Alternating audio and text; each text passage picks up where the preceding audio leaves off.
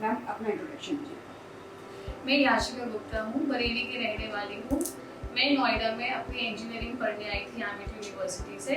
Corporate job करने के बाद मैंने सोचा कि मैं 9 से 5 नौकरी नहीं कर सकती हूँ। मुझे कंप्यूटर पे बैठ के सिर्फ कोडिंग नहीं करनी है, मुझे खुद का बोलना है, समाज की सेवा करनी है, औरतों को एम्प्लॉयमेंट देनी है।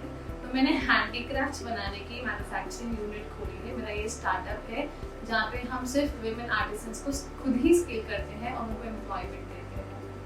मैम आप handloom and handicraft association welfare से किस तरह से जुड़ी हैं और कैसे काम कर रही हैं? Handicraft and handloom export welfare association HHEWA के माध्यम से मैं ऐसे जुड़ी हूँ कि ये एक्सपोर्टर्स का ही एक एसोसिएशन है जहाँ पे एक्सपोर्टर्स के लिए आगे बढ़ने के लिए, बिजनेस बढ़ाने के लिए गवर्नमेंट की क्या पॉलिसीज आ रही है, सब्सिडीज आ रही है, किस तरीके से मदद पहुंचानी है, ये पॉलिसीज की मीटिंग्स डिस्कस की जाती है। और फीमेल एंटरप्रेन्योर्स को स्पेशली उनके लिए क्या गवर्नमेंट कर रही है, इसकी पॉलिसीज को हमें अवेयर करते हैं। तो ये अवेयरनेस एसोसिएशन है। मैम सॉफ्टवेयर इंजीनियर थी आप, उसके बाद इंजीनियरिंग छोड़ के आपने एक हैंडक्राफ्ट का बिजनेस स्टार्ट किया, आज जॉइंट कंपनी की CEO बनी बैठी हैं। ये संघर्ष कैसे तय किया आपने? संघर्ष किसी भी बिजनेस ओनर का, जो भी एंटरप्रेन्योर्स होते हैं, आप देखेंगे सबका एक जैसा ही होता है। मेरा भी संघर्ष कुछ ऐसा ही था। सबसे ज्यादा तो समाज में हमें ये सुनने को मिला है कि आप लड़की होके फैक्ट्री कैसे चलाएंगी, महिला होके।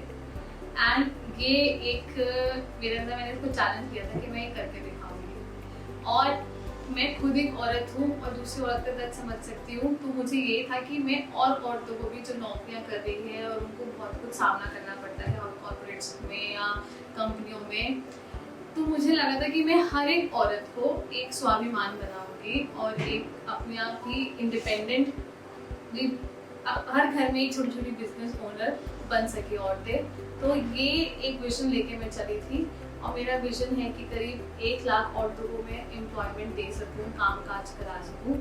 अभी मैं उससे बहुत दूर हूँ, बट मैं उस रास्ते पे चल रही हूँ। आपने 1 लाख औरतों को रोजगार देने का एक सपना देखा, एक दृढ़ लिया है कि आपको 1 लाख औरतों को, तो अब तक कितनी औरतों को आप रोजगार दे चुके हो और आपकी कंपनी में कितनी महिलाएं काम? हमारे साथ करीब 350 औरतें जुड़ चुकी हैं और हम और रोज डेली बेसिस पे जोड़ते ही जा रहे हैं। डेली बेसिस पे 10-12 औरतें ऐड होती जा रही है। नेटवर्क हमारा बड़ा होता जा रहा है।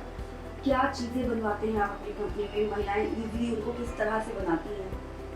हमारे यहाँ उन ट्रेडिशनल स्किल्स का यूसेज हो रहा है जो हमारे भारत में हमेशा हर घर के अंदर थी, बट अब एक्सटेंड होती जा रही है। वो है क्रोशिया, मैक्रेमे, सिलाई कढ़ाई बुनाई। अब हम एक क्रोशिया के आइटम से हैंडीक्राफ्ट बनाते हैं, न्यू फंक्शनैलिटी और न्यू डिजाइन कॉन्सेप्ट दिए हैं। इन औरतों के पास कला है, बट इन्हें लेटेस्ट डिजाइन क्या चल रही है, क्या टेक्नोलॉजी चल रही है, इसकी क्या फंक्शनैलिटी आजकल दुनिया में क्या डिमांड है, ये नहीं पता होता है। तो हम इन्हें न्यू डिजाइन्स के साथ लॉन्च करते हैं, जैसे कि क्रोशिया फ्लावर बुकेज है, वॉल आर्ट्स हैं, वॉल हैंगिंग्स हैं, कोस्टर्स, प्लेस मैट्स, झूले हैं जो मैक्रेमे से बनते हैं, हैंड बैग्स बनाते हैं हम क्रोशिया के। एंड हमारे सारे products 100% eco friendly and sustainable है। हमारा एक और विजन है कि हमें प्लास्टिक यूज को दुनिया से कम करना है, तो हम नेचुरल मटेरियल्स को सबसे ज़्यादा यूज करते हैं जो कि 100% बायोडिग्रेडेबल है। उस पर एक लेटेस्ट ट्रेंड जिसका चल रहा है वो है राफिया, एंड हमारे 50-60 प्रोडक्ट्स राफिया के अंदर बन रहे हैं। जो महिलाएं आपके यहाँ कंपनी में काम कर रही है, क्या सब नोएडा की ही है कि बाहर से भी आई महिलाओं को आपने पूछा? हमारे जगह जगह पे हमने टीम्स बना रखी हैं। मैं ग्रेटर नोएडा इकोटेक 3 में हूँ, तो इकोटेक 3 के आसपास की भी हमने औरतों को ट्रेन किया है। फिर हमने मेरठ के आसपास के गांव को ट्रेन किया हुआ है। बरेली के गांव को, आसपास के गांव, केसरपुर गांव को हमने ट्रेन किया गया है। फिर उत्तराखंड में देवप्रयाग गांव है, वहाँ पे भी हम अभी इस समय ट्रेनिंग दे रहे हैं। कैसे आप इन महिलाओं से कांटेक्ट करती हैं, और जो महिलाएं बाहर से आती हैं आपकी कंपनी में काम करने के लिए, उनके लिए क्या व्यवस्था है? सबसे पहले तो मैंने जब यहाँ फैक्ट्री खोली तो यहाँ मेरे पास एक इंसान की भी टीम नहीं थी। मैंने घरों के दरवाजे खटखटा के उनसे बात की है कि क्या आप लोग मेरे साथ काम करना चाहेंगे, जिसमें सिर्फ फैक्ट्री में सिर्फ और सिर्फ औरतें काम कर रही हैं, और अगर आपके बच्चे भी हैं तो वो अपने बच्चों के साथ हमारी फैक्ट्री में नौकरी कर सकते हैं। ऐसे घर घर मैंने दरवाजे पे जा के खटखटा के इनको इकट्ठा किया। सॉफ्टवेयर इंजीनियरिंग से जब आपने बिजनेस का रुख किया तो किस तरह से बिजनेस स्टार्ट करने के लिए व्यवस्थाएं की, कैसा किया? मेरा फर्स्ट कैपिटल ऐसे इकट्ठा हुआ था, मैंने अपने गोल्ड के इयररिंग्स बेचे थे, उससे मुझे फर्स्ट कैपिटल थोड़ा सा अमाउंट मिला था। फिर उससे मैंने अपना थोड़ा कुछ प्रोडक्ट्स बनाए खरीद के, वो मेरा 25,000 का फर्स्ट कैपिटल था। 25,000 से 50,000 रुपये इकट्ठे हुए थे एंड फिर 50,000 रुपये मैंने लगाए हैं। सॉफ्टवेयर इंजीनियरिंग से मुझे जितनी सैलरी मिलती थी वो सारे मुझे नोएडा में ही सर्वाइव करने के लिए निकल जाती थी, मुझे एक्स्ट्रा कैपिटल चाहिए था। मैंने जॉब करते करते बिजनेस स्टार्ट किया है, जब बिजनेस ने थोड़ा सा टर्न अच्छा लेना शुरू किया तब मैंने जॉब छोड़ी है। तो मैं करीब एक दिन के अंदर 18 से 19 घंटे काम करती थी।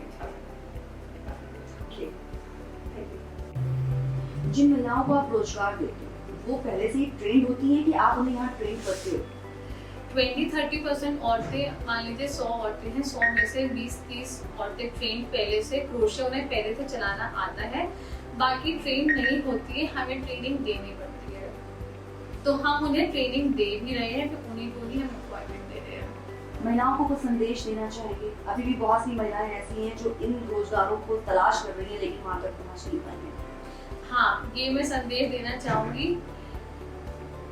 पहले हम ये बोलते थे कि बेरोजगारी चल रही है और काम नहीं है, बट अब हाल ही में बहुत काम है, बहुत सारी फैक्ट्रियां हैं जो आप जैसे इंसानों को ढूंढ रही हैं और आपको काम देना चाहती हैं।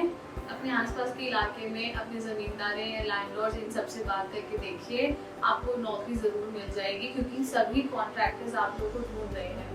हमें दिखाएंगे आप कि आपके यहाँ किस तरह से महिलाएं काम करती हैं और किन किन चीज़ों को अपनी कला का, अपनी जो सुंदर उनके अंदर एक हुनर है उसको किस तरह से वो रूप देती है?